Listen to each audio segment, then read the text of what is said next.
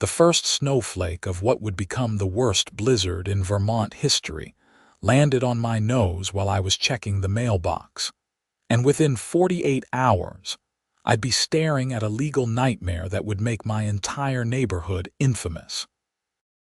My name is Jason Whitmore, and I've lived in the Meadowbrook Commons townhouse community in Burlington, Vermont for exactly 3 years, 2 months, and 16 days when this whole mess started. I'm a software developer who works from home, which means I get to enjoy every single minute of HOA drama that unfolds during business hours, while most normal people are safely tucked away in their offices. The blizzard hit on a Tuesday night. By Wednesday morning, we had 26 inches of snow with drifts reaching up to 4 feet in some areas. The entire city was essentially shut down. Schools closed, businesses shuttered, and even the grocery stores were operating on limited hours. I spent most of Wednesday drinking coffee, working on code for a client in California who had no idea what real winter looked like, and occasionally glancing out my window at the winter wonderland that had transformed our neighborhood into something from a postcard. That's when I saw her. Patricia Donaldson, president of our HOA board, trudging through the snow in what looked like a brand new parka that still had the tags attached. She was making her way from unit to unit, shoving papers into mailboxes despite the fact that the Postal Service wasn't even attempting deliveries in these conditions. I watched her slip twice on the ice hidden beneath the fresh powder, catching herself both times with an indignant huff that I could almost hear through my double-paned windows. About 20 minutes later, my doorbell rang. I wasn't expecting anyone, and honestly, I was a bit annoyed at being pulled away from my work. I just solved a particularly tricky bug and was on a roll. But I saved my progress and headed downstairs, opening the door to find Patricia standing there with her cheeks flushed red from the cold and exertion. "Mr. Whitmore," she said, not bothering with pleasantries, "I need to speak with you about an urgent matter regarding community safety." "It's -5 degrees out here, Patricia." "Come in," I said, stepping aside. She brushed past me, leaving a trail of snow in her wake that immediately began melting on my hardwood floors. I grabbed a towel from the bathroom and tossed it down, already regretting my hospitality. "I'll get right to the point," Patricia said, pulling a folded document from her enormous purse. "As per HOA bylaw section 14.7 regarding emergency maintenance and safety protocols, I'm here to formally request your immediate assistance with snow removal from the community center roof." I stared at her. The community center? That's like 6 buildings away from me. "Why are you asking me?" "Because according to our records, you're one of the few physically capable residents who's currently home and under the age of 50. The roof is accumulating a dangerous amount of snow weight, and our regular maintenance company can't get here until next week at the earliest. Roads are impassable for their trucks.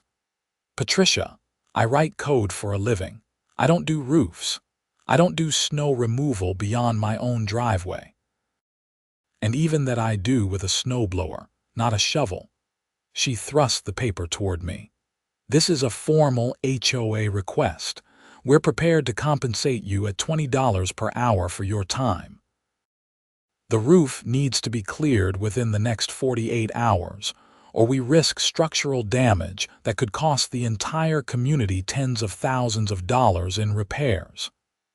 I took the paper, scanning it quickly. It was typed up on official HOA letterhead, complete with the ridiculous logo that looked like a house crossed with a gavel. The language was formal and imposing, filled with phrases like emergency protocols and community obligation and potential assessment increases. "Let me get this straight," I said slowly. You want me to climb onto the roof of a 2-story building in sub-zero temperatures and shovel off 26 inches of snow? That's correct. We have ladders in the maintenance shed. The access code is 4729. And you think this is safe? That's why we're offering compensation. We understand it's inconvenient. I laughed. It wasn't a friendly laugh. Inconvenient? Patricia, it's dangerous. It's probably illegal. And I'm almost certain I'm not qualified or insured to do commercial snow removal. Her expression hardened. Mr. Whitmore, as a member of this community, you have certain obligations. The bylaws are very clear about emergency situations requiring community cooperation. If you refuse, we'll have no choice but to levy fines for non-compliance with HOA emergency protocols. You're going to fine me for not risking my life. We're asking you to be a responsible community member. Other residents have already agreed to help with various tasks. Mrs. Henderson is coordinating hot beverages for workers. Mr. Chen is providing space heaters. You're being asked to contribute in a manner befitting your abilities. I looked at the paper again. There at the bottom was a signature line for me to acknowledge receipt and acceptance of the request. Above it, in smaller print, was a paragraph about liability waivers and assumption of risk. This was insane. I need to think about this, I said. You have until tomorrow morning at 8 a.m. to begin work, Patricia replied. If the snow isn't cleared by Friday evening, you'll receive a formal citation and a fine of $500. She left without another word, tracking more snow through my entryway. I closed the door and stood there holding the paper, reading it more carefully this time. The more I read, the more concerned I became. The liability waiver was broadly worded, essentially saying that by agreeing to clear the roof, I was accepting all risks and releasing the HOA from any responsibility for injuries or damages. But there was nothing about them providing insurance, workers' compensation, or even basic safety equipment beyond access to ladders. I spent the rest of Wednesday researching. I'm good at research. It's part of my job, and what I found made my blood run cold, though not from the weather outside. In Vermont, anyone performing work on a commercial or multi-family residential structure technically needs to be licensed and insured. The HOA's community center qualified as a multi-family facility since it served our 30-unit development. By asking me to clear the roof, they were asking me to perform commercial maintenance work without proper licensing, insurance, or safety equipment. More importantly, I discovered that if I got injured while performing this work, the question of liability would be complicated. Yes, I'd signed a waiver, but waivers don't always hold up in court, especially when the activity is inherently dangerous and the person being asked to waive their rights isn't a professional being fairly compensated. $20 an hour to risk my life on an icy roof was hardly fair compensation. But here's where it got really interesting. I found several case precedents from other states where HOAs had been held liable for injuries sustained by residents performing maintenance work at the HOA's request. In one case in Colorado, a homeowner had fallen while cleaning gutters at the HOA's demand and successfully sued for medical expenses and damages. The court ruled that, by directing the homeowner to perform the work, the HOA had created an employer-employee relationship without providing the proper protections. I called my friend Derek, who's a personal injury attorney in Boston. We'd gone to college together, and he owed me a favor from when I'd let him crash at my place for 2 months during a messy divorce. "Derek, I've got a weird one for you," I said when he answered. "Jason, how's the frozen north treating you? That's actually what I'm calling about. My HOA wants me to clear snow off a roof, They're threatening fines if I don't. I explained the situation in detail. Derek listened without interrupting, which is how I knew he was taking it seriously. When I finished, there was a long pause. "Don't do it," he said finally. "Absolutely do not do it." "That's what I was thinking, but they're threatening a $500 fine." "Let them fine you. If they do, you'll have grounds to fight it. But more importantly, Jason, if you get hurt or killed doing this, your family gets nothing because you signed that waiver. And even if the waiver doesn't hold up, the lawsuit would take years. But here's the really interesting part." "What's that?"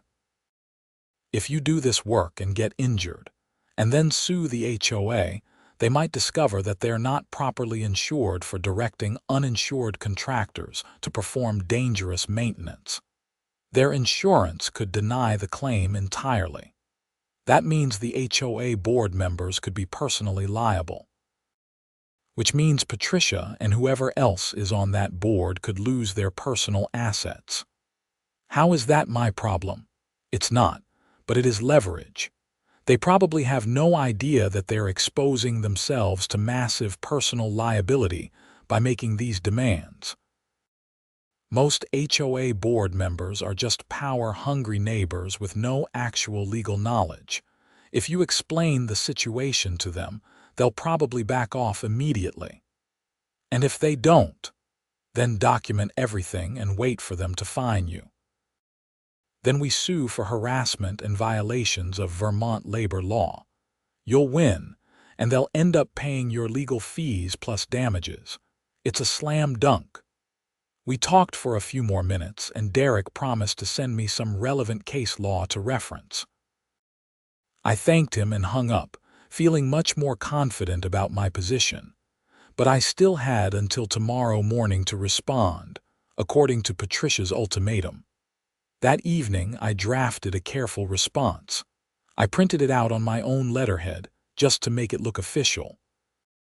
It read, "To the Meadowbrook Commons HOA Board, I am in receipt of your request dated December 10th, 2025, demanding that I perform snow removal services on the community center roof. After careful consideration and legal consultation, I must respectfully decline this request for the following reasons. 1. I am not a licensed or insured contractor qualified to perform commercial snow removal services on multi-family residential structures. 2. The work requested poses significant safety risks that are not adequately addressed by the liability waiver provided. 3. Vermont labor law requires that persons performing commercial maintenance work be properly insured and compensated, including provision of workers' compensation coverage. 4. By directing me to perform this work, the HOA may be creating an employer-employee relationship that requires compliance with state and federal labor laws, including proper insurance coverage. 5. If I were to be injured while performing this work, the HOA board members may be personally liable for directing an uninsured person to perform dangerous commercial work, especially if the HOA's insurance declines to cover such a claim. I would be happy to discuss alternative solutions, such as hiring a properly licensed and insured commercial snow removal company, even at emergency rates. However, I cannot in good conscience accept your demand to perform this work myself. Furthermore, any fines levied against me for declining to perform dangerous, potentially illegal work for which I am not qualified will be vigorously contested through all available legal channels. Sincerely, Jason Whitmore. I printed 3 copies. One for my records, one to hand deliver to Patricia, and one to mail via certified mail once the post office reopened. I went to bed that night feeling pretty good about myself. I'd stood up to the HOA, I'd done my research, and I'd crafted a response that was firm but professional. Thursday morning arrived with another 6 inches of fresh snow. The blizzard had downgraded to a steady snowfall, but the city was still largely shut down. I made coffee, settled into my home office, and waited. 8 a.m. came and went. 9 a.m. 10 a.m. At 10:30, my doorbell rang. This time it wasn't just Patricia. She'd brought reinforcements. Standing on my doorstep were 3 other HOA board members, Robert Chen, Linda Martinez, and George Sullivan. They looked like a committee come to deliver bad news, which, as it turned out, they were. "Mr. Whitmore," Patricia began, "we've received your letter declining to assist with the emergency roof situation." "That's correct," I said, not inviting them in this time. The cold air was pouring into my entryway, but I didn't care. This conversation could happen right here. "We need to inform you that, as of this morning, you are in violation of HOA emergency protocols. We are hereby issuing a citation and a fine of $500, payable within 30 days. Robert Chen handed me an envelope. Inside was an official-looking citation, complete with case number and payment instructions. It looked like a traffic ticket, but instead of speeding, my offense was listed as failure to comply with emergency maintenance protocols. "I'm not paying this," I said calmly. "As I explained in my letter, what you're asking me to do is potentially illegal and definitely dangerous. I'm not licensed, I'm not insured, and I'm not qualified." "The HOA bylaws are very clear," Linda Martinez said. She was reading from a printed document. Section 14.7 states, "In emergency situations where community property is at risk, the board may compel reasonable assistance from residents capable of providing such assistance. Failure to comply may result in fines up to $1,000. "That bylaw is probably unenforceable," I said. "You can't compel residents to perform dangerous commercial work without proper insurance and licensing, and even if you could, you'd be liable if something went wrong." "We've consulted with our attorney," George Sullivan spoke for the first time. "He assures us that we're within our rights to issue this citation." "Really? Did your attorney also tell you that if I got hurt clearing that roof, your personal assets would be at risk because you're directing an uninsured person to do commercial work?" The 4 of them exchanged glances.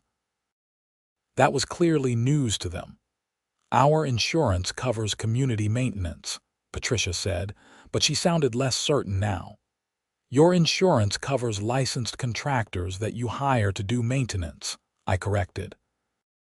"I'd bet my house that your policy doesn't cover random residents that you compel to climb on roofs. Why don't you call your insurance company and ask them directly? Tell them you're planning to have uninsured residents clear snow from a commercial building's roof at your direction. See what they say." More glances. Patricia's face was getting that pinched look that meant she was angry but couldn't think of a good response.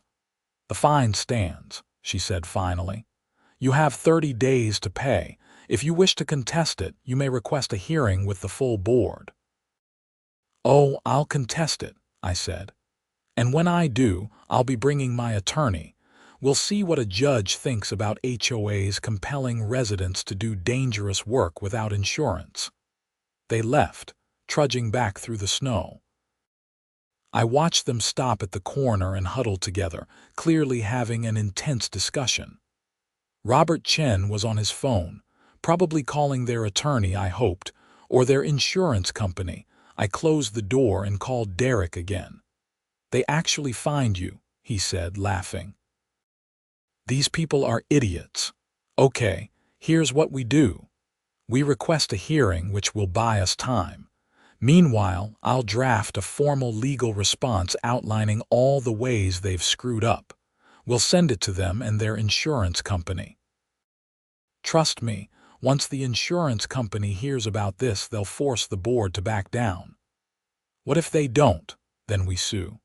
Like I said yesterday, it's a slam dunk, but it probably won't come to that. These HOA board members are just on a power trip." Once they realize they could lose their houses over this, they'll fold like cheap cards. Derek was right about the process, but wrong about the timing. Over the next few days, the situation escalated in ways I never expected. Friday morning, I received a second notice from the HOA. The roof still hadn't been cleared, and now the fine had increased to $750. There was also a threat that if the roof wasn't cleared by Sunday evening, they would hire an emergency contractor and assess the full cost to me personally, which they estimated could be up to $5,000. I called Derek immediately. Can they do that? Probably not, but it doesn't matter. Let them hire the contractor. In fact, that's what they should have done in the first place. Keep documenting everything. Take photos of all the notices they give you. Record dates and times of all interactions. We're building a case here. Friday afternoon, I saw a small crew arrive at the community center. They weren't a professional snow removal company. They were other residents. I recognized Tom Albertson from Unit 12 and his teenage son. There was also Sarah Morrison from Unit 8 and her boyfriend. They were carrying shovels and setting up ladders. I grabbed my phone and went outside, filming discreetly from a distance. Sure enough, Patricia was there directing them, pointing at the roof and gesturing. I watched Tom's son climb onto the roof with a shovel. The kid couldn't have been more than 16 years old. He slipped almost immediately, catching himself on the ridge of the roof. My heart jumped into my throat. I walked over, still filming. "Patricia, what's going on here?" She turned to me with a triumphant expression. "Since you refuse to fulfill your community obligations, other, more responsible residents have volunteered to help. Did you ask these people if they're insured? Did you check if this is legal? They're volunteers. They're not being compensated. That makes it worse, not better. If someone gets hurt, you're still liable, probably more so because you're not even paying them. Mr. Whitmore, your concern is noted but unnecessary. These residents understand the importance of community cooperation." I looked up at the roof where Tom's son was now scooping snow with a shovel. "That kid is 16 years old, Patricia. If he falls and breaks his neck, his parents can sue you personally. You understand that?" Tom Albertson, who'd been standing nearby, spoke up. "My son is fine. He's helping out." "Tom, did Patricia tell you that if your son gets injured doing this, the HOA's insurance probably won't cover it? Did she tell you that you'd be on your own for medical bills?" Tom looked uncertain for the first time. "She said we were covered under the community policy." "Call your insurance agent and verify that," I said. "Right now, before your son does anything else up there." Tom pulled out his phone, then hesitated. "I don't want to cause trouble." "You know what causes trouble? A kid falling off a roof and racking up $1 million in medical bills that no insurance will cover because he was doing unpaid commercial maintenance work at the HOA's direction." Sarah Morrison's boyfriend, a guy named Marcus, climbed down from the ladder. "I didn't sign up for this if there's no insurance." "Patricia, you said we were covered." Patricia's face was red now, and not from the cold. "You are covered. Mr. Whitmore is spreading misinformation to avoid his own responsibilities." "Then you won't mind if we call the insurance company and confirm it, right?" I said, pulling out my phone. "What's the policy number? Let's call them right now." There was a long, awkward silence. Tom Albertson was now definitely having second thoughts. He called up to his son. "Jake, come down from there." "Don't listen to him," Patricia said. "We need to finish this." But Jake was already climbing down, moving carefully across the snow-covered roof. The other volunteers were exchanging uncertain glances. Within 5 minutes, they'd all packed up their shovels and headed home, despite Patricia's increasingly shrill protests. After they left, Patricia turned to me with pure venom in her eyes. You've just cost this community thousands of dollars in potential damage. I hope you're proud of yourself. I potentially just saved those people from financial ruin, I replied. You should be thanking me. In fact, the whole board should be thanking me for stopping you before someone got seriously hurt. We'll see what our attorney has to say about this. Interfering with community maintenance is a violation of the bylaws. There is no bylaw against stopping teenagers from doing dangerous roof work in sub-zero temperatures. But please, do call your attorney. Tell him exactly what you were trying to do. I'm very curious what he'll say. She stormed off, leaving me standing in the snow with my phone still recording. I made sure to get a good shot of the community center roof, still covered in snow, and the abandoned ladders leaning against the building. That evening, Derek called me instead of the other way around. Jason, I sent that legal letter to the HOA and their insurance company this afternoon. I figured we should get ahead of this. What did it say? Everything we discussed.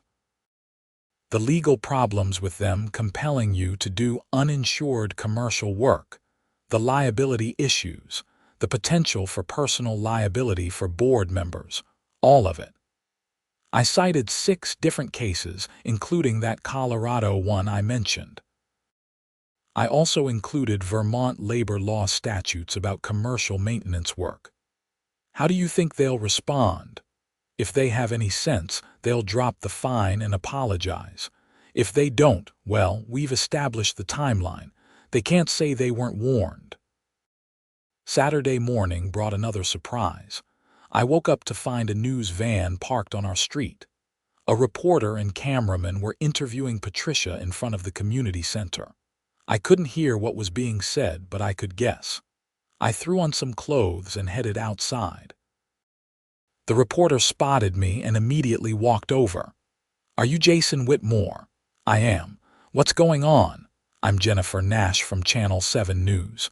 We're doing a story about neighborhood cooperation during the blizzard. Mrs. Donaldson says you've been refusing to help with emergency maintenance despite HOA requests. I almost laughed. Patricia was actually trying to shame me through the media. Did Mrs. Donaldson mention that she's been demanding residents perform dangerous commercial roof work without insurance or proper safety equipment? Jennifer's eyebrows went up. No, she didn't mention that. Did she mention that yesterday she had a 16-year-old kid up on a 2-story roof with a shovel in sub-zero temperatures? Now Jennifer looked very interested. She glanced at her cameraman who started filming. Can you elaborate on that? I spent the next 10 minutes explaining the entire situation. I showed her the notices I'd received. I played her the video I'd taken the day before of Tom's son on the roof. I explained the insurance issues and the liability concerns. By the end, Jennifer was nodding thoughtfully. This is a much more interesting story than I expected, she said. Would you be willing to do an on-camera interview? Absolutely. We did the interview right there in the street. Jennifer asked good questions, and I gave measured, factual responses. I didn't attack Patricia personally. I focused on the legal and safety issues. When we finished, Jennifer said, "This is going to air on the 6 o'clock news tonight. You might want to watch." Patricia, who'd been watching from a distance, stormed over as soon as Jennifer and her cameraman drove away. What did you tell them? The truth. That you've been demanding residents do dangerous work without insurance, and that you're threatening fines for people who refuse to risk their lives. You're making this community look bad. No, Patricia. You're making this community look bad by acting like a petty dictator who doesn't care about safety or legal liability. All you had to do was hire a professional snow removal company. But instead, you decided to play games with fines and threats. We're on a limited budget. And now you're going to be on the evening news looking like the villain. How's that going to help the budget? She didn't have a response to that. She just turned and walked away, her boots crunching in the snow. That evening, the story aired. It was even better than I'd hoped. Jennifer had edited it perfectly, showing Patricia's initial interview where she painted me as an uncooperative neighbor, then cutting to my interview where I explained the safety and legal issues, complete with the video of Jake on the roof. They'd even gotten a comment from a local personal injury attorney, not Derek, who confirmed that what the HOA was doing could create significant liability problems. The story ended with Jennifer saying, "This raises important questions about HOA authority and the limits of what homeowner associations can demand from residents." The Meadowbrook Commons HOA declined to comment further for this story. My phone started ringing almost immediately. Other residents were calling to thank me. Apparently, several of them had also received pressure from Patricia to help with various maintenance tasks, and they'd been feeling guilty about saying no. Now they felt vindicated. Tom Albertson called to apologize. "I had no idea about the insurance issues. I thought I was just being a good neighbor. Thank you for stopping us before Jake got hurt." "No problem, Tom. Patricia should never have put you in that position." Sunday brought a new development.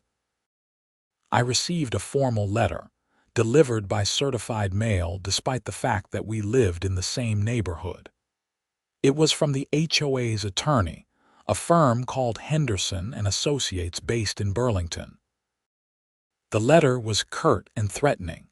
"Dear Mr. Whitmore, this firm represents the Meadowbrook Commons Homeowners Association. We have been informed that you are in violation of HOA emergency protocols as outlined in the community bylaws. You have also allegedly interfered with legitimate community maintenance activities and have made defamatory statements to the media about the HOA board. We demand that you immediately pay all outstanding fines totaling $750, cease and desist from interfering with HOA activities, and issue a public retraction of your media statements.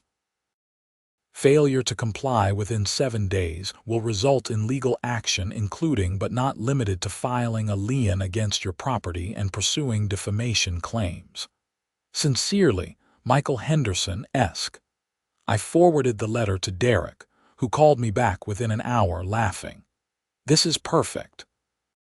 They're actually threatening to sue you for defamation, for stating facts about their illegal activities. This Henderson guy is either incompetent or he hasn't been fully informed by his clients about what's really going on. So what do I do? Nothing. I'll respond to this letter. I'm going to tear it apart. But more importantly, I'm going to send copies of our response to the HOA's insurance company and to the Vermont Attorney General's office. What they're doing could constitute coercion, and there might be regulatory issues with HOAs demanding that residents perform commercial work. You think the AG will actually care? Maybe, maybe not. But the threat of state investigation will definitely get the HOA's attention. And their insurance company is going to freak out when they realize what's been happening. Derek's response letter was a masterpiece. It was 12 pages long, single-spaced, and it methodically dismantled every claim in Henderson's letter. It cited statute after statute, case after case. It outlined the ways that the HOA had violated Vermont labor law, potentially violated insurance regulations, and had created massive liability exposure for board members personally. It ended with a demand that all fines be dropped and that the HOA issue a formal apology.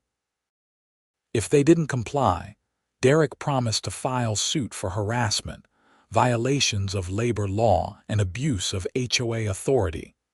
Copies went out on Monday morning to the HOA, their attorney, their insurance company, and the Vermont Attorney General's Consumer Assistance Program.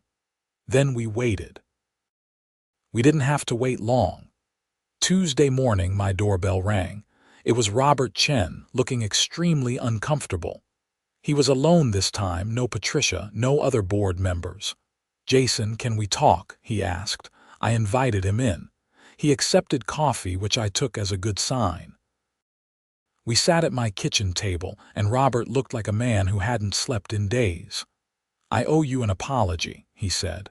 "Actually, the whole board owes you an apology, but I'm the only one with the guts to deliver it in person." "What happened?" "Our insurance company called an emergency meeting with the board yesterday. They were furious. Apparently, they'd received your attorney's letter, and they immediately pulled our policy file to review what we'd been doing. Jason, we're not covered for any of this, not even close. If anyone had gotten hurt clearing that roof, the insurance company would have denied the claim entirely. The board members would have been personally liable. I tried to tell Patricia that. I know you did. We all knew it, actually, but Patricia convinced us that our attorney had said it was fine. But when we actually talked to our attorney yesterday after your lawyer's letter arrived, he admitted he'd never specifically been asked about the insurance implications. He just confirmed that the bylaw technically allowed us to request assistance in emergencies. He never said it was a good idea or that we were covered. So what now? The insurance company has demanded that we drop all fines against you immediately. They've also demanded that we never again ask residents to perform maintenance work on community property. If we need work done, we have to hire licensed, insured contractors, period. That sounds reasonable. It is reasonable. It's what we should have been doing all along. Jason, I'm sorry. Patricia gets carried away sometimes with the power trip thing, and the rest of us just go along because it's easier than arguing with her. But this time, she nearly cost all of us our homes. What about the roof? Did you get it cleared? Robert actually smiled. Yeah, we hired a professional company yesterday. Cost us $3,500, which is a lot, but it's better than risking a lawsuit. The work took them about 4 hours with proper equipment and safety gear. And they were insured. Very insured. We made sure to check. He stood up. Anyway, I just wanted to tell you in person. You were right, we were wrong, and I'm sorry. The board is going to send you a formal apology letter, and we'll pay your attorney fees for having to defend yourself against our stupidity. After Robert left, I sat at my kitchen table feeling a weird mix of vindication and exhaustion. I'd won, but it had taken way more effort than it should have. I called Derek to update him. "They're covering your attorney fees," he said. "That's actually great. Make sure you get that in writing." Robert seemed sincere. He probably is, but Patricia's still on the board, right? People like her don't give up easily. Document everything. Derek's warning proved prescient. The formal apology letter arrived on Wednesday. It was professional and covered all the right points. Acknowledgement that the board had exceeded its authority, recognition of the safety and legal issues, dropping of all fines, and agreement to pay reasonable attorney fees. It was signed by all 5 board members, including Patricia. But that same evening, I got a knock on my door from Linda Martinez, another board member. She looked nervous. "Jason, I need to give you a heads up about something," she said quietly. "Patricia is planning to call for a special community meeting to try to change the bylaws. She wants to add language that would allow the board to assess special fees against residents who refuse to help during emergencies." "You're kidding." I wish I was. "She's claiming that your refusal to help with the roof cost the community thousands of dollars, and that we need a mechanism to recoup those costs from uncooperative residents. That's insane. The insurance company just told you that you can't do what you were trying to do." "I know. Robert knows. George knows. But Patricia is convinced that if we change the bylaws, we can work around the insurance issues. She's planning to present it at a meeting next week. Can she do that? Just call a special meeting. According to our bylaws, yes. Any board member can call for a special community meeting with 7 days' notice. She's already drafting the notice. I thanked Linda for the warning and immediately called Derek. She's trying to change the bylaws so she can punish me retroactively. She can't apply new bylaws retroactively, that's basic contract law, but she could try to make life difficult for you going forward. Here's what you need to do. Attend that meeting and be prepared to speak. Bring copies of all the documentation we've compiled. Explain to the other residents exactly what Patricia tried to do and why it was dangerous and illegal. Most HOA board elections are decided by apathy. If you can get the residents engaged and angry, you might be able to get Patricia voted out. The special meeting was scheduled for the following Tuesday at 7 p.m. in the community center, which was ironic given that the whole dispute had started over that building's roof. The notice went out to all residents on Thursday, and by Friday, people were already talking about it. The news story had made several residents aware of issues they hadn't known about, and opinions were divided. Some residents sided with Patricia, believing that community cooperation was important and that I'd been unreasonable. Others sided with me, especially after the insurance revelations. It was creating a weird tension in the neighborhood. I'd get friendly waves from some neighbors and cold shoulders from others. On Monday evening, the day before the meeting, I spent several hours preparing. I printed out copies of all the notices I'd received from the HOA. I printed out Derek's legal analysis. I printed out excerpts from Vermont labor law and the insurance regulations. I even printed out stills from the video of Jake Albertson on the roof, though I planned to use those only if absolutely necessary. I didn't want to embarrass Tom or Jake. Tuesday arrived cold and clear. The community center's parking lot was fuller than I'd ever seen it for an HOA meeting. Normally, these things drew maybe 10 or 15 people. Tonight, there had to be at least 40 residents packed into the meeting room. Word had definitely spread. Patricia called the meeting to order at exactly 7 p.m. She was wearing what I thought of as her power suit, a navy blazer, and skirt that she probably thought made her look professional, but actually made her look like she was trying too hard. "Thank you all for coming," she began. "I've called this special meeting to address serious issues of community cooperation and to propose important changes to our bylaws that will help protect our community's interests going forward." She launched into a prepared speech about the importance of neighbors helping neighbors, about how communities thrive when everyone contributes, and about how the recent blizzard had exposed weaknesses in our ability to handle emergencies. She made it sound noble and reasonable. Then she got to the meat of it. "I'm proposing an amendment to Section 14.7 of our bylaws.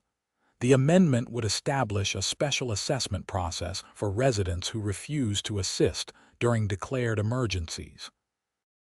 If the board requests assistance and a resident refuses without valid cause, they could be assessed the full cost of hiring professional services to complete the necessary work." She projected the proposed bylaw change on a screen. The language was carefully worded, but the intent was clear. If you didn't help when the HOA demanded it, you'd have to pay for professionals to do it instead. This amendment would ensure that the costs of emergency maintenance are fairly distributed, Patricia continued. It would prevent situations where 1 or 2 uncooperative residents force the entire community to bear increased costs. Several residents nodded. It sounded reasonable if you didn't know the full context. That's when I raised my hand. "Yes, Mr. Whitmore," Patricia said, and I could hear the reluctance in her voice. I stood up. I think everyone here deserves to know the full story before voting on this proposal. May I address the group?" Patricia looked like she wanted to refuse, but too many other residents were now looking at me with interest. "You may speak, but please keep it brief." "I'll try." I took a breath. 2 weeks ago, during the blizzard, Patricia came to my home and demanded that I clear snow from the community center roof. She threatened me with fines if I refused. When I declined because I'm not trained, licensed, or insured to do commercial roof work, she increased the fines. Then she tried to get other residents, including a 16-year-old boy, to do the same dangerous work. Murmurs rippled through the crowd. I continued. "I consulted with an attorney and discovered that what the HOA was demanding was potentially illegal. In Vermont, commercial maintenance work on multi-family structures requires proper licensing and insurance. More importantly, I learned that if I'd gotten hurt doing that work, the HOA's insurance wouldn't have covered it. The board members themselves would have been personally liable." More murmurs, louder now. Patricia tried to interrupt. "That's a mischaracterization of 'it's not,'" I said firmly. "In fact, when our insurance company learned what the board had been doing, they demanded an emergency meeting. They confirmed that we had no coverage for residents doing maintenance work at the board's direction. They ordered the board to drop all fines against me and to never again ask residents to perform such work. The board agreed and sent me a formal apology letter." I held up the letter. Several residents leaned forward to see it. "So now," I continued, "Patricia wants to change the bylaws so that residents can be financially punished for refusing to do potentially illegal, dangerous work that our insurance doesn't even cover. Does that sound like a reasonable amendment to anyone here?" The room erupted in cross-talk. People were turning to their neighbors, asking questions, expressing confusion or outrage. Patricia was banging her gavel, trying to restore order. "Mr. Whitmore is fear-mongering," she shouted over the noise. "The proposed amendment includes language about valid causes for refusal. Safety concerns would obviously qualify. Who determines what qualifies as a valid cause?" I asked. "You do. The board does. The same board that threatened me with fines for refusing to risk my life on an icy roof." Tom Albertson stood up. "Patricia, you told me my son would be covered by insurance when he went up on that roof. Jason's attorney's letter says we wouldn't have been. Which is it?" Patricia's face went red. "We believed we were covered at the time." "But you never actually checked with the insurance company before asking my 16-year-old son to risk his life, did you?" The room went silent. Patricia didn't answer. She couldn't answer. Robert Chen stood up. "I move that we table the proposed amendment and instead discuss whether the current board leadership is appropriate given the recent events." "Seconded," said Linda Martinez immediately. What followed was 2 hours of the most contentious HOA meeting I'd ever witnessed. Resident after resident stood up to speak. Some defended Patricia, arguing that she'd been trying to save money during an emergency. But more residents expressed shock and anger that the board had been putting people at risk and creating potential liability for the entire community. The turning point came when Sarah Morrison's boyfriend Marcus stood up. He was a local contractor, something I hadn't known. "I do commercial renovation work," he said. "I'm licensed and insured. When Patricia asked me to help clear that roof, I asked her about insurance and she said it was covered. I trusted her. If I'd gotten hurt and then found out there was no coverage, I'd have lost my business. I'd have lost everything. That's not okay." A woman I didn't recognize stood up next. "I'm Helen Garcia. I'm a nurse at UVM Medical Center." If someone had fallen from that roof, we're talking about potential paralysis, traumatic brain injury, or death. All because the board didn't want to spend money on professionals. This is outrageous. By 9 p.m., the mood in the room had shifted decisively against Patricia. George Sullivan, another board member, finally stood up and said what several people were thinking. "Patricia, I think you need to resign from the board. This has become a distraction from the real work of managing our community, and frankly, you've created legal liability that we're still dealing with." "I will not resign," Patricia said. "I've served this community for 6 years. I've volunteered countless hours. I don't deserve to be attacked like this." "Then we'll vote," Robert Chen said. "I move for a vote of no confidence in Patricia Donaldson as HOA president." The motion was seconded, and the vote was called. Out of the 43 residents present, 37 voted in favor of the no confidence motion. Patricia was out. She gathered her papers in furious silence and left the meeting without another word. The remaining board members looked shell-shocked. They quickly tabled the proposed bylaw amendment indefinitely and adjourned the meeting. Afterwards, several residents came up to thank me. Tom Albertson shook my hand. "I owe you big time. I never should have let Jake go up there. You were trying to be a good neighbor." Patricia took advantage of that. "Still, thank you for stopping us, and thank you for standing up to the board. That took guts." Over the next few weeks, things slowly returned to normal in Meadowbrook Commons. Robert Chen was elected as the new board president. One of his first acts was to hire a property management company to handle maintenance issues going forward, taking that burden off the volunteer board. The company was licensed, insured, and professional. Patricia mostly kept to herself after that. I'd see her occasionally, always alone, walking her dog or checking her mail. She never spoke to me or made eye contact. I heard through the neighborhood grapevine that she'd been talking to a lawyer about suing me for defamation, but nothing ever came of it. Derek said any such suit would be immediately dismissed since I'd only stated documented facts. In March, I received a check from the HOA for Derek's attorney fees. $4,200. It hurt the community budget, but Robert insisted it was necessary. "We created this problem," he told me. "We need to make it right." That same month, there was a regular board election. Patricia didn't run for re-election. 2 new residents joined the board, both of whom had been active at the special meeting. The new board was younger, more diverse, and seemed genuinely interested in building community rather than wielding authority. In April, I got a letter from the Vermont Attorney General's office. They'd reviewed Derek's complaint and had decided to open an investigation into HOA practices across the state regarding demands for resident labor. While they couldn't take action against Meadowbrook Commons, specifically since the situation had been resolved internally, they were concerned about similar issues at other HOAs.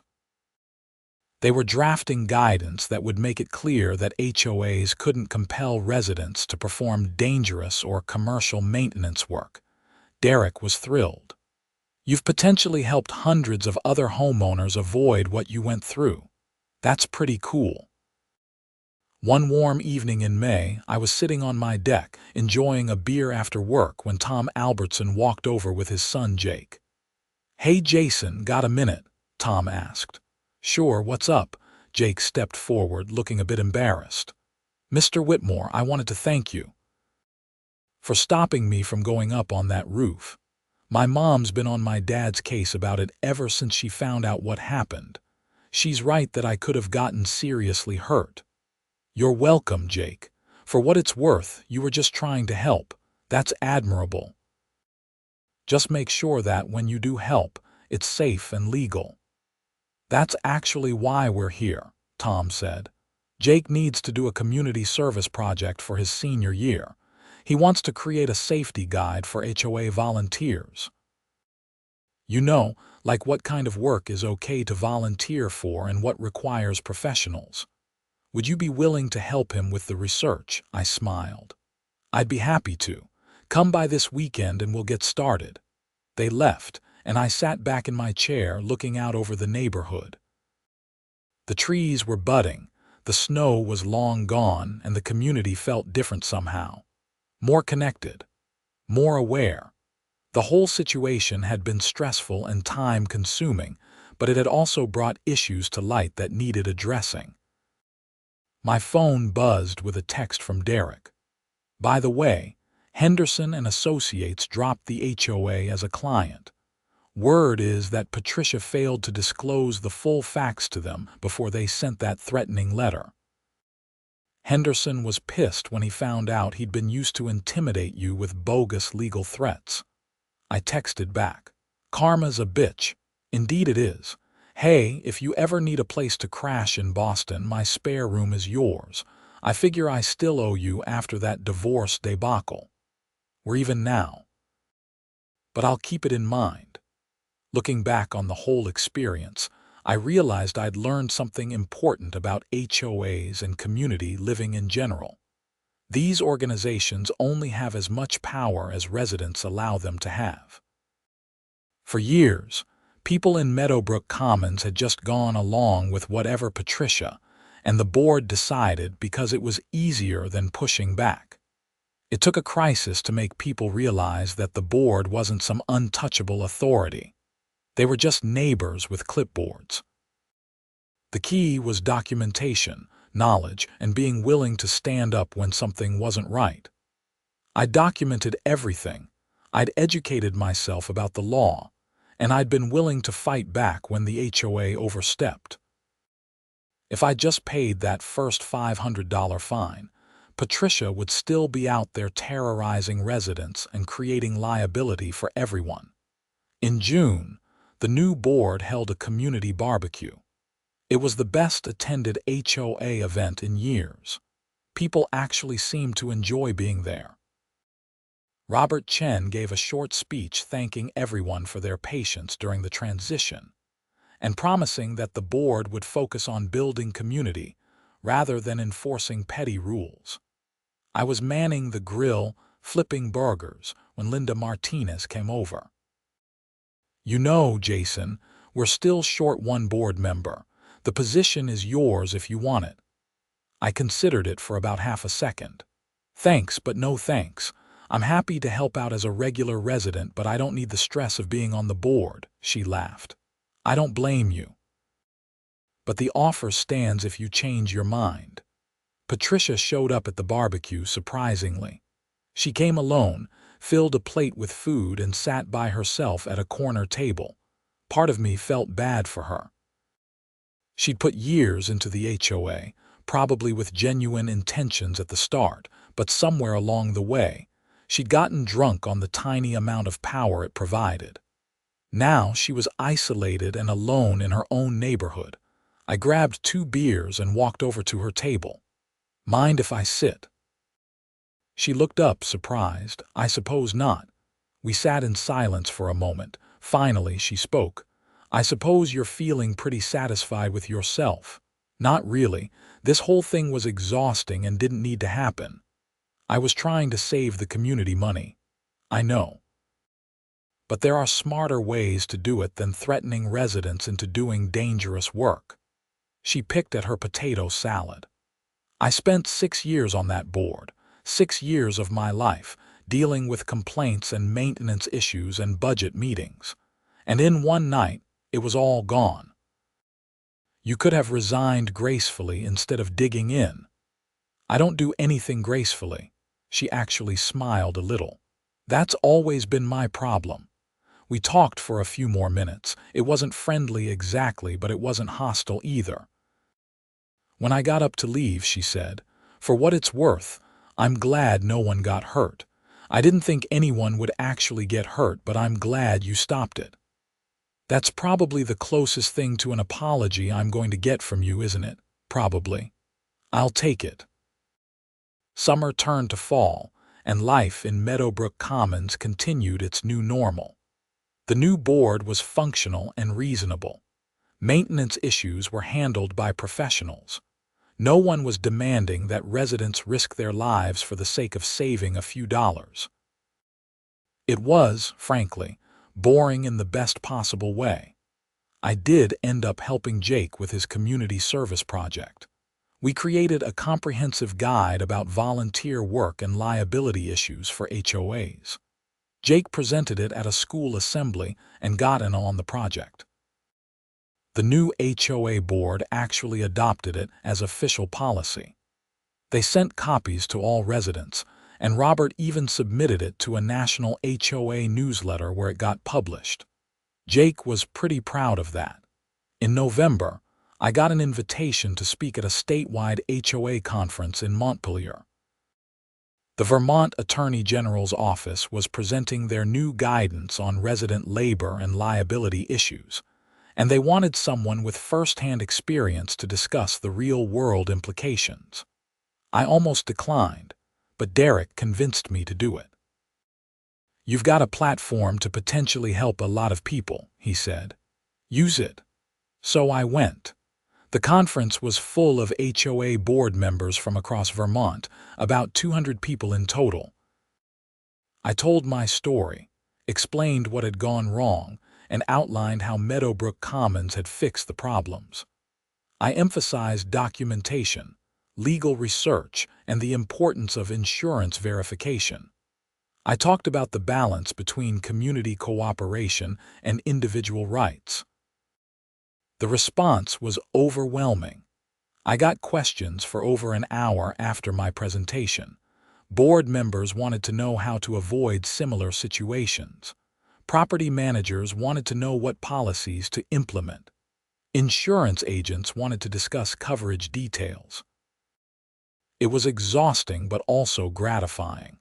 One woman came up to me afterwards and said, "Something very similar happened in my community, but the resident who refused to help with maintenance didn't know his rights.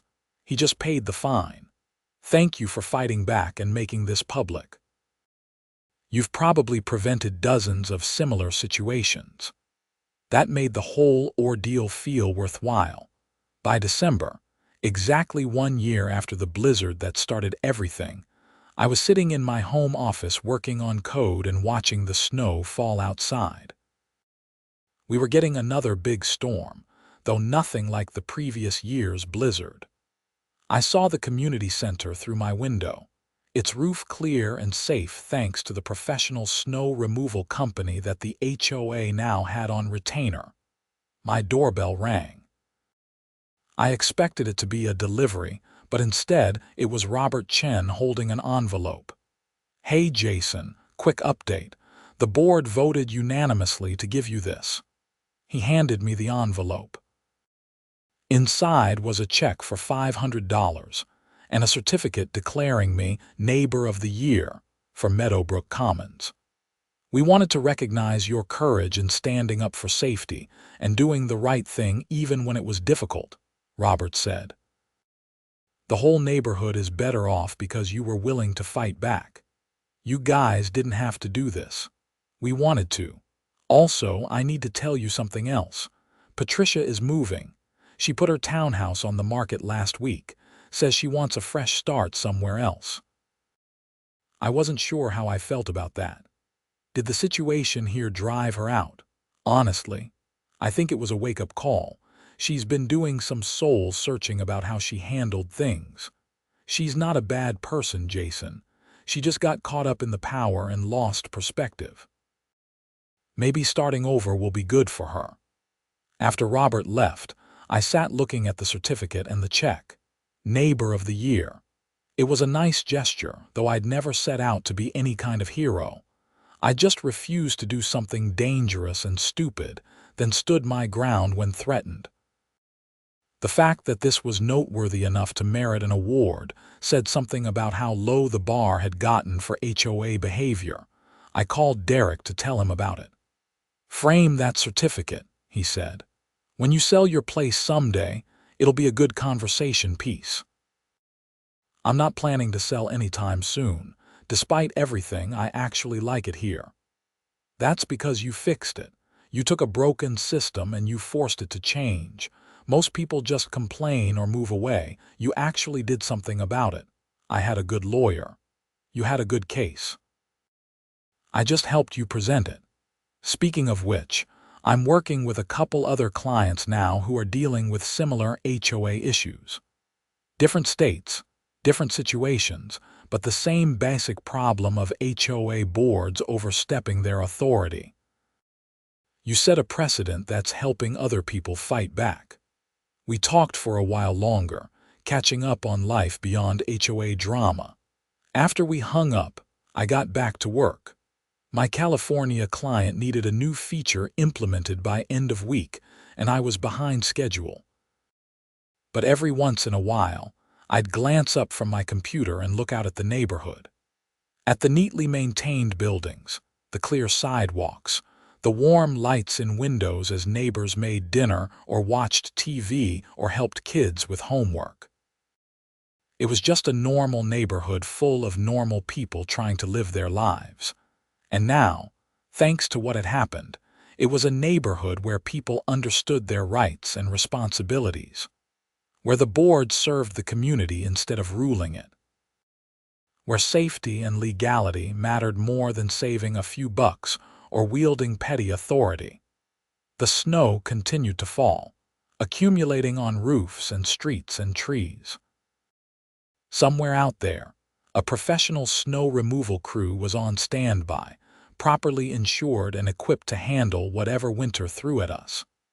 No one would be sending teenagers onto icy roofs. No one would be threatening fines for refusing to risk their lives. It was boring and routine and exactly how it should be. I opened my email and found a message from Jake Albertson. He'd been accepted to the University of Vermont and was planning to study business management with a focus on property management. He credited the whole HOA situation with sparking his interest in the field. I want to help communities function properly without the kind of drama we went through, he wrote. I sent him a congratulations email and made a mental note to buy him a graduation present in the spring. Maybe a book on HOA law, or maybe just a gift card. The kid had been through enough. As evening fell and my workday ended, I made dinner and settled in to watch some TV. The news was on, and coincidentally, they were running a follow-up story to the one from last year.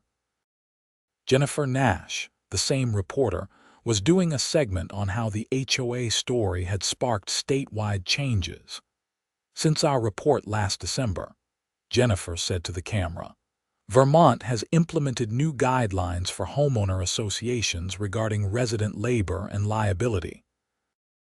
These changes were prompted in part by a situation in Burlington, where an HOA demanded that residents perform dangerous maintenance work without proper insurance coverage. Tonight, we check in on how those changes are affecting communities across the state. The segment featured interviews with HOA board members, insurance agents, and residents. Everyone agreed that the new guidelines were making communities safer and reducing liability risks. One insurance agent specifically mentioned that several HOAs had been unknowingly operating with significant gaps in their coverage. The case in Burlington was a wake-up call for the entire industry, the agent said. It exposed problems that many HOAs didn't even know they had. The segment ended with Jennifer's closing thoughts. Sometimes it takes one person willing to stand up and say no to create positive change. In this case, one homeowner's refusal to perform unsafe work led to statewide reforms that are protecting residents across Vermont. My phone started buzzing with texts from neighbors who'd seen the segment. You're famous. Way to go. Proud to have you in our community. I texted back polite thanks and turned off my phone. Fame, even local news fame, wasn't something I'd wanted or sought. I just wanted to not fall off a roof and die. But I had to admit, it felt good to know that something positive had come from the conflict. Other residents in other communities wouldn't have to go through what I'd gone through. They'd have clearer guidelines and better protections. That was worth the stress and confrontation. Spring came early that year. By March, the snow was melting and the neighborhood was coming back to life. The community center's roof had survived another winter without incident. The HOA budget was healthy despite the costs of professional maintenance, mainly because the board had eliminated wasteful spending and gotten better insurance rates through proper risk management. On a warm Saturday in April, there was a neighborhood yard sale. People were out cleaning garages and basements, selling off unwanted items, chatting with neighbors. It felt like a real community, not just a collection of houses governed by petty rules. I was selling some old electronics and books when Patricia drove by. She'd listed her townhouse but hadn't moved yet. She slowed down, looking at the yard sale scene, then kept driving. I felt a moment of sadness for her. She'd put years into this community, but she'd done it in a way that ultimately isolated her. Now she was leaving, probably feeling like she'd been driven out, when really she'd just driven herself into a corner. But that was her journey to navigate. Mine was working out just fine. Tom Albertson came over to browse my electronics. "Hey Jason, I never properly thanked you for everything last year. Not just stopping Jake from going on that roof, but for changing how this whole community operates. It's a better place now." "Thanks, Tom. How's Jake doing?" "Great. He's excited about college." "Still talking about property management. You made an impression on him." "He made an impression on me too. He was willing to risk himself to help the community. That's admirable, even if it was misguided. He's got a good heart." "He gets that from his mother," Tom said with a grin. As the day wore on and neighbors came and went, I realized something. The HOA story had become a defining moment for Meadowbrook Commons. It was the thing that had forced people to pay attention, to get involved, to care about how their community was run. Before the snow and the roof and the confrontation with Patricia, most residents had been passive. They'd paid their dues and ignored the HOA otherwise. Now people showed up to board meetings. They asked questions. They volunteered for committees. They knew their rights and the bylaws. The community was engaged in a way it had never been before, and that engagement made everything better. By the time the yard sale ended and I'd packed up my unsold items, the sun was setting on a beautiful spring evening. I sat on my deck with a beer, watching the sky turn orange and purple, and felt genuinely content. My phone rang. It was Derek. "Hey, got some news for you. Remember how I said I was working with other clients on HOA issues?" "Yeah, one of them just won a huge settlement." The HOA had been forcing residents to do maintenance work without insurance, just like your case. But someone got injured, broke their leg. My client sued, and we used your case as precedent. The HOA's insurance denied coverage, just like we predicted. The board members ended up settling for $250,000 out of their own pockets rather than risk going to trial. Wow. Yeah. And here's the thing. The settlement included a requirement that the HOA completely restructure their governance and adopt safety guidelines similar to what your board implemented. Your case is literally creating change beyond Vermont now. This was in Massachusetts. We talked for a while longer about the details. After we hung up, I sat in the gathering darkness, thinking about the ripple effects of standing up for yourself. I'd just been trying to avoid climbing on an icy roof. I hadn't set out to reform HOA governance or create legal precedents or inspire statewide changes. But by refusing to back down, by doing the research, by fighting back with facts and law rather than emotion, I'd started something bigger than myself. It was a humbling realization. The next morning, Sunday, I slept in for the first time in weeks. When I finally rolled out of bed around 9, I made coffee and checked my email. There was a message from the Vermont Attorney General's office. They wanted to feature my story in a brochure they were creating about homeowner rights and HOA limitations. Would I be willing to participate? I wrote back agreeing, with the condition that they not use my real name or identifying details. I didn't need more attention. But if my story could help other people understand their rights, I was happy to contribute. The rest of Sunday was blissfully boring. I worked on my house, did some meal prep for the week, took a long walk around the neighborhood. Everything was normal and calm and exactly how suburban life should be. On Monday morning, I was back at my desk working when I got an unexpected visitor. It was Patricia. She looked different somehow. Less rigid, maybe. Less angry. "Jason, I'm leaving next week," she said when I opened the door. "I wanted to talk to you before I go." I invited her in, offered coffee, which she accepted. We sat at my kitchen table, the same place I'd sat with Robert Chen over a year ago when he'd come to apologize. "I've been doing a lot of thinking," Patricia said. "About the HOA, about what happened, about my role in it all. I owe you an apology, a real one, not the forced one the board made me sign. Okay, I was wrong.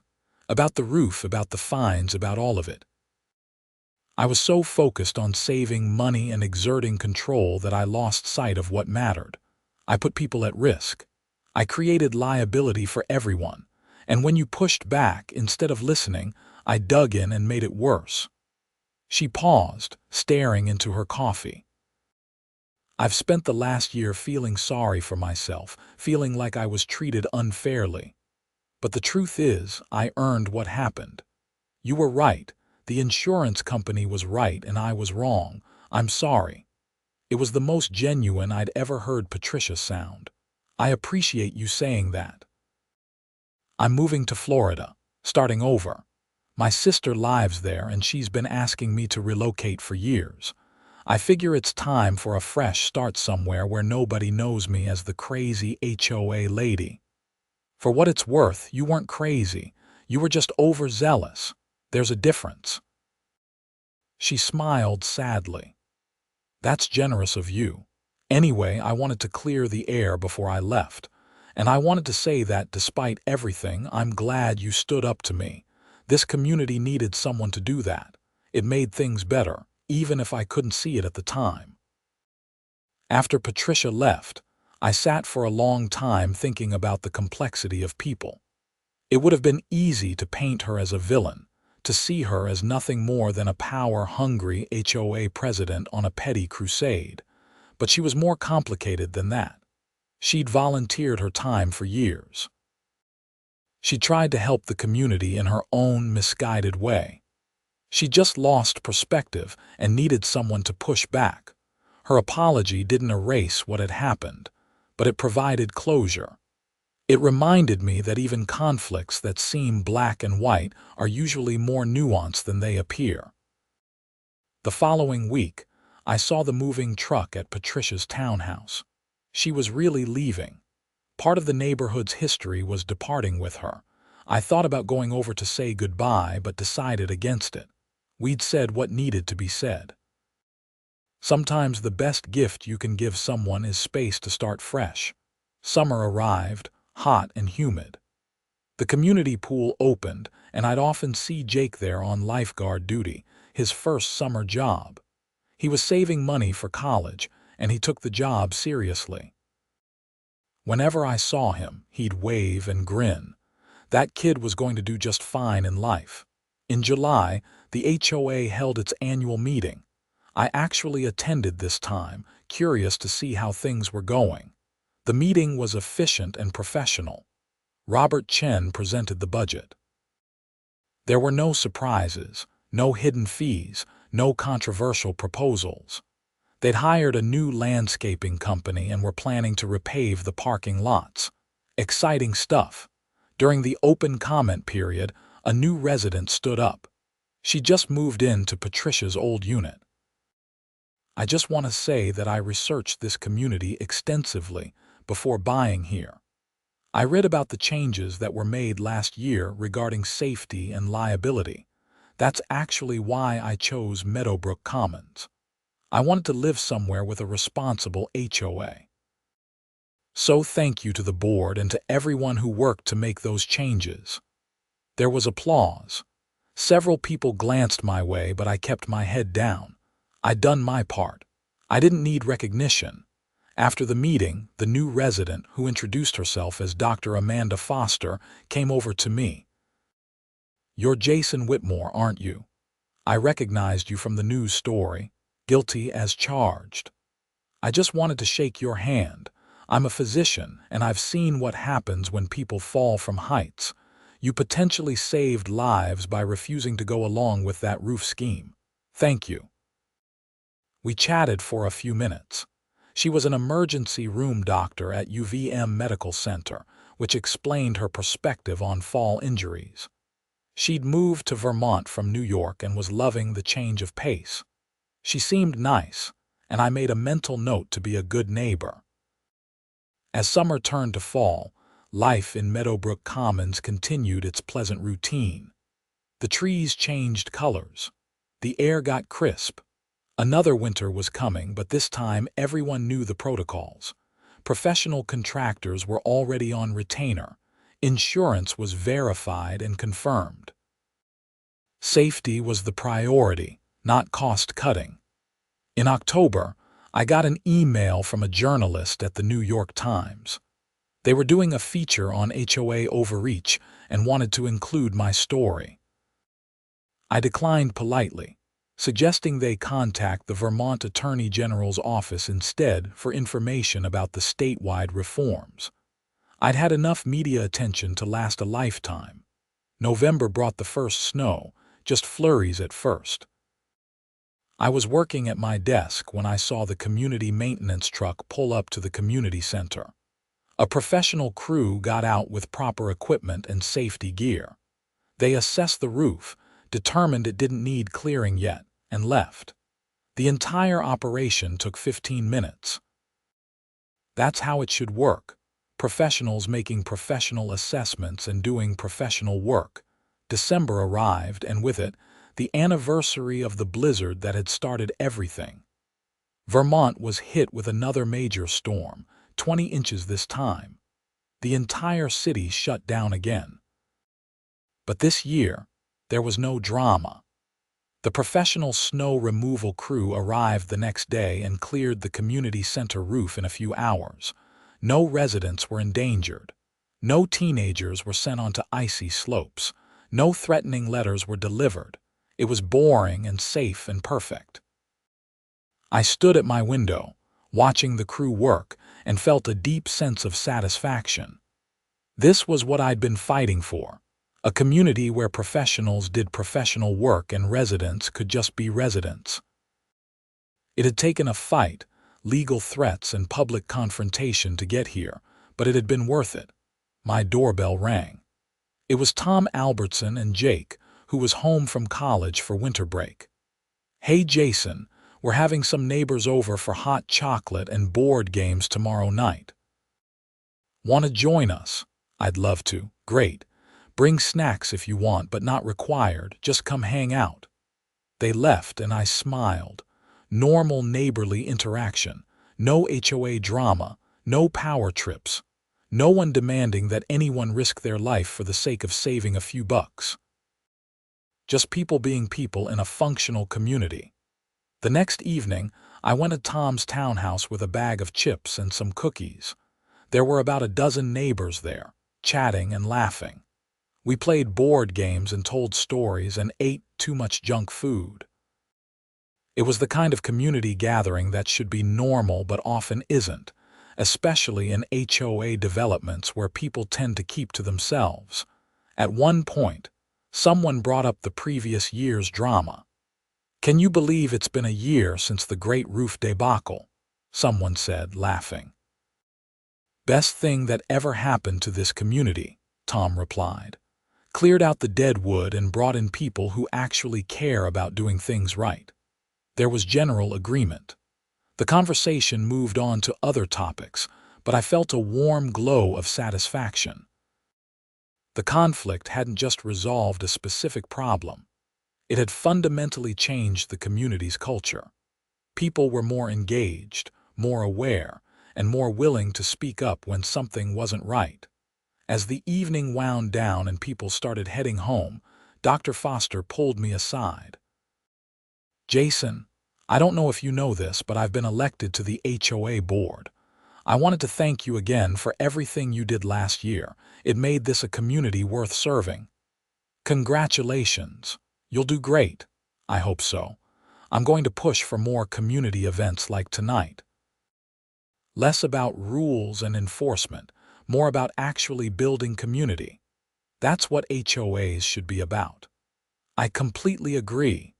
Walking home through the snow, I reflected on the journey from that first threat of fines to this moment of genuine community connection.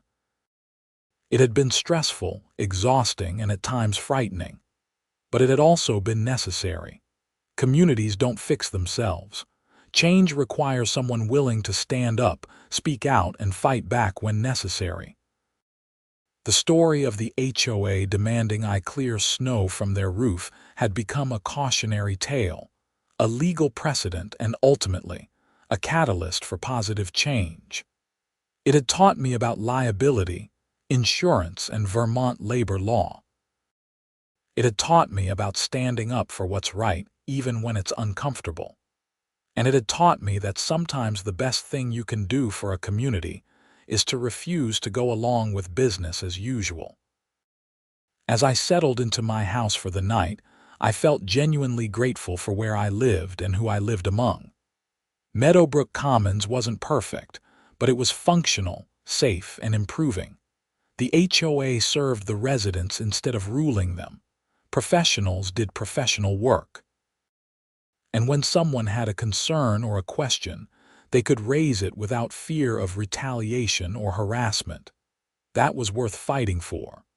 That was worth the stress and the conflict and the confrontation. And if I had to do it all over again, I wouldn't change a thing.